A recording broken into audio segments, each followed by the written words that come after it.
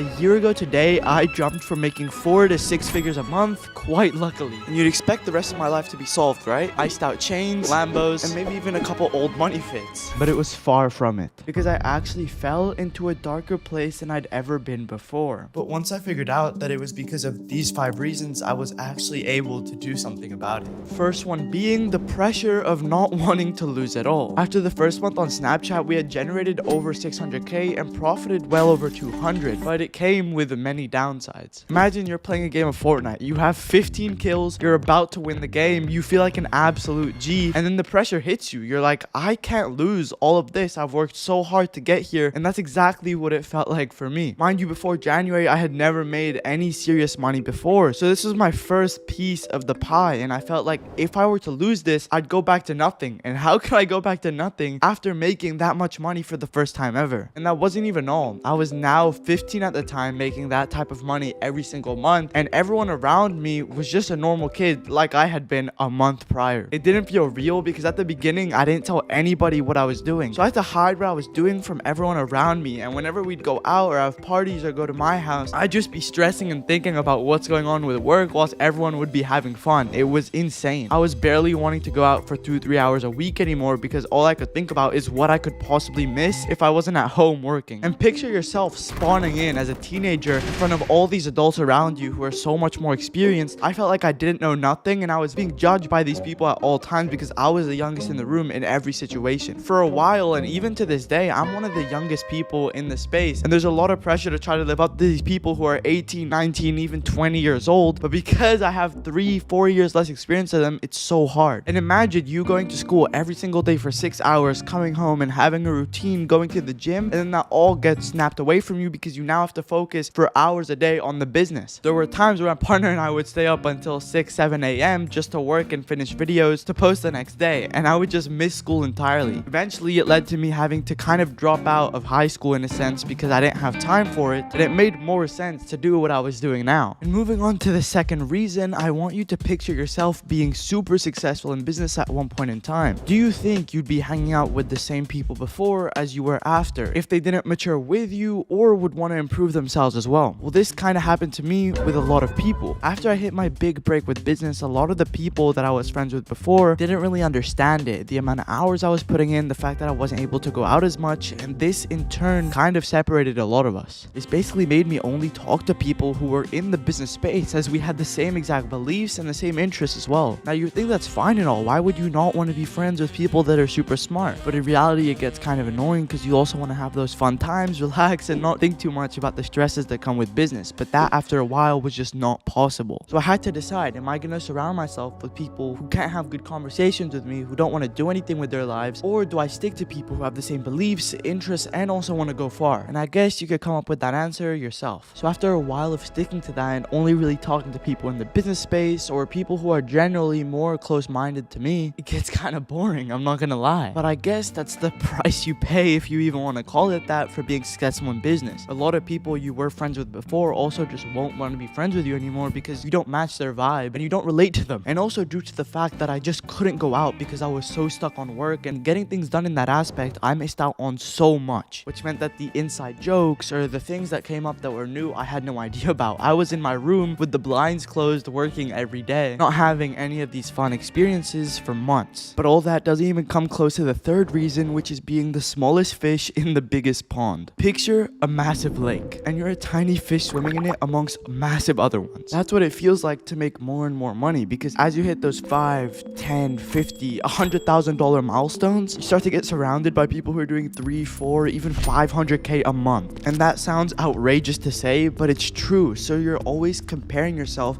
to people above you, and so you never actually appreciate what you have. And I know for myself as well as all of you, you're thinking right now and wishing for when I hit that $10,000 a month milestone, I'm gonna be so happy, no stress, no problems. I promise you, once you hit 10k a month, all you're gonna want to do is hit 20, 30, and then eventually 50. And once you hit that, you're gonna see the guy doing 100, and you're gonna think to yourself, why am I not there yet? What am I doing wrong? It's just a constant cycle of wanting to one-up yourself, which is absolutely amazing for business, but can really mess with your brain. You gotta have the mindset going in that you're just gonna work as hard as you physically can, and that you're gonna hit each milestone as it comes. A big positive, however, to being the smaller one amongst a bigger group of people is that they can give you a lot of advice and life experience that you just don't have. And the only way to obtain these things is by hitting those bigger pinnacles in business that they've been through. But at the beginning, looking at them, I thought, yo, these guys are gonna gatekeep everything they have. They're not gonna help me at all. What am I gonna do alone here? But it was actually entirely the opposite. A lot of these people who were making so much more money than me were helping me out incredible amounts in terms of how to optimize my business, how to invest my money, and how to even make more money. And all of you should reach out to someone making a tiny bit more money than you at whatever scale you're on, because I can guarantee you that they will help you and it'll give you an insane amount of value. Even if they're only making 5 to 10k more than you a month, the amount of experience they can give you to get to that level is insane. And you can use that knowledge and experience to get even further than them. It's just a rotating cycle. So after a while of feeling smaller than ever, I kind of got used to it and shifted my mindset from being mad at myself to trying to get better than all the people above me, and that's how you should do it too. And the second to last reason here will hit all of you really deep, because one thing that I can assure you is as you make more and more money, even if it's from $1,000 to $3,000, your maturity level changes a lot. Imagine having more weight on your shoulders every single month, aka making more money. You're inclined to be a lot more mature because you know you have a lot more to lose. And that's what happened after my first month. That leads to you not being able to relate to everyone around you who isn't taking a similar path. And this has nothing to do with ego. It's not like you can't talk to people because you're smarter than them or make more money than them. It's simply that they get interested in completely different things. If someone's talking to you about a girl and you're over here thinking, how am I going to increase my monthly income by $10,000 next month? I'm sure there isn't going to be too much of a connect between you and that person. And that's what tends to happen when you start this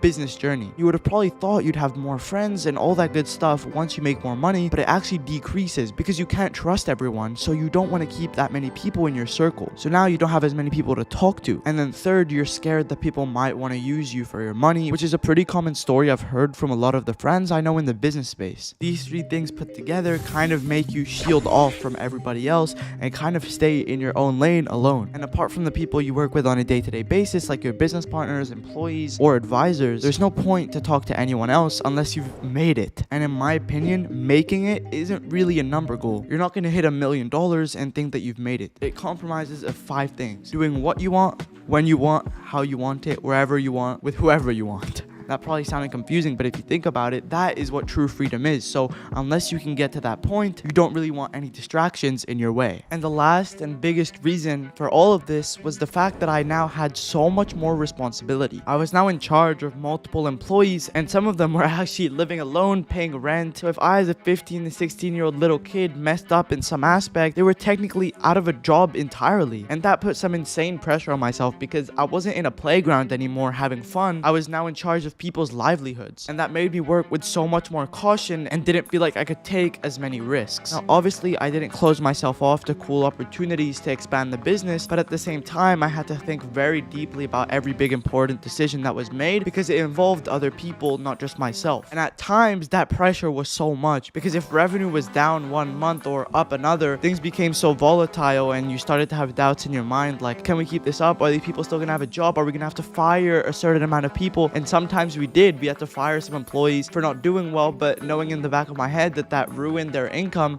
just sucked. But at the end of the day, all of these 5 things put together have made me mature so much quicker than an average 15 or 16-year-old. And now looking back, I'm super happy to have went through all of those experiences. I know a lot of you watching are teenagers or very, very young adults. And if you want to get more clarity on the business model you should start and the blueprint to start making some money, I made a video going over all of that. So you should watch it right here.